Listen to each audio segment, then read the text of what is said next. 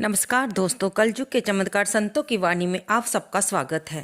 दोस्तों, आज हम सुनने जा रहे हैं श्रीमद् भगवद गीता, भगवान श्री कृष्ण का गीत का 15वां अध्याय। 15वां अध्याय प्रारभ्यते पुरुषोत्तम योग। श्री भगवान बोले, संसार अश्वत्थ यानी पीपल के समान है, जिसका पुराण पुरुष रूप जड़ ऊपर है और चराचर जगत रूप शाखा नीचे है। यानी पीपल का वह वृक्ष जिसकी जड़ ऊपर की तरफ है और शाखाएं नीचे की तरफ है। वेद इसके पत्ते हैं, जो जानता है वही वेद का ज्ञाता है। इसकी शाखाएं ऊपर फैली हुई हैं। सत्व, रज और तमोगुण इसकी रसवाहिनी नसें हैं। इनसे इसका पालन होता है। शब्द रूप आदि इसकी डालियां हैं। पीछे कर्म रूप में प्रकट होने वाली इसकी जड़ें नीचे मनुष्य लोक में और भी नीचे तक चली गई हैं। पर अश्वत्थ का ये रूप, इसका आदि अंत और आकार संसारी प्राणी के ध्यान में नहीं आता और इसकी जड़ें गहरी हैं। ऐसे इस पीपल को वैराग्य रूपी दृढ़ शस्त्र से काटकर वह स्थान ढूंढना चाहिए जहाँ से फिर लौटना नहीं पड़ता, और साथ ही ये विचारना चाहिए कि जिसमें वह पुरातन प्रवृत्ति उत्पन्न हुई है उसी आदि पुरुष की शरण हूँ।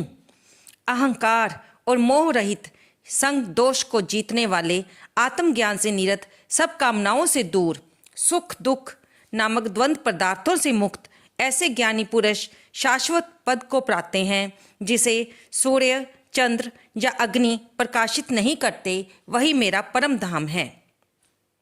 वहां जाकर लौटना नहीं होता।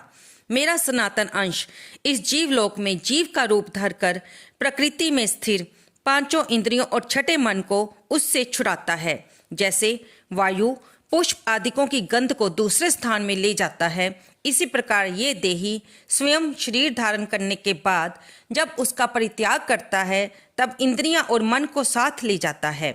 कान, आंख, चर्म, जीभ, नाक और मन का आश्रय लेकर वह जीव विषयों का ही भोग करता है। एक देह से दूसरी देह में जाते समय अथवा एक ही देह में रहते समय अथवा इंद्रियों से युक्त हो विषयों को उपभोग करते हुए इसको मूर्ख देख नहीं सकते, किंतु जिनके ज्ञान रूप पर नेत्र है वे देखते हैं। यत्न करने से योगी जन देख सकते हैं, परंतु अज्ञानी यत्न करने पर भी इसे नहीं देख पाते। जो तेज सूर्य, चंद्रमा और अग्नि में वर्तमान है और जगत को प्रकाशित करता है, उसे मेरा ही तेज मानो।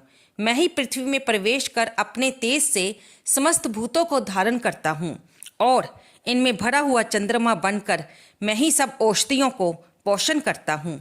मैं जठराग्नि होकर प्राणियों के देह में प्रविष्ट हूँ और प्राण वायु अपान वायु से संयुक्त होकर चारों प्रकार के भक्ष्य, भोज्य, चोष्य, ले भोजन को, प्राणियों के अन्न को पचाता हूँ। संपूर्ण भूतों के हृदय कमल में मैं निवास करता हूँ। मुझसे ही समृद्धि, ज्ञान और उनका नाश होता है। सब वेदों में जानने योग्य मैं ही हूँ। वेदांत का कर्ता और वेदों का ज्ञाता मैं ही हूँ। इस संसार में क्षर और अक्षर ये दो पुरुष हैं। जितने नाशवान प्राणी हैं वह क्षर कहलाते हैं और उसमें कूटस्थ अर्थात शैल शिखर के भांति स्थिर चैतन्य को अक्षर कहते हैं। किंतु उत्तम पुरुष परमात्मा विकार रहित, सर्वनियंता, बंधन मुक्त, नित्य रूप, तीनों लोकों में प्रविष्ट धारण पोषण करता है। वह इन दोनों से अलग है। मैं क्षर अक्षर से उत्कृष्ट हूँ। इसी कारण से लोक और वेद में पुरुषोत्तम नाम से विख्यात हूँ। हे भारत, जो ज्ञानी जन इस प्रकार से मुझको पुरुषोत्तम जानता है वह सब कुछ जानता है और सर्वतोभावेन मेरा ही स्मरण करता है। हे भारत, शास्त्र के गुहा भेद को जो मैंने कहा है जानकर बुद्धिमान पुरुष कृतकृत्य होता है। दोस्तों, यहाँ पर हमारा 15वां अध्याय समाप्त होता है।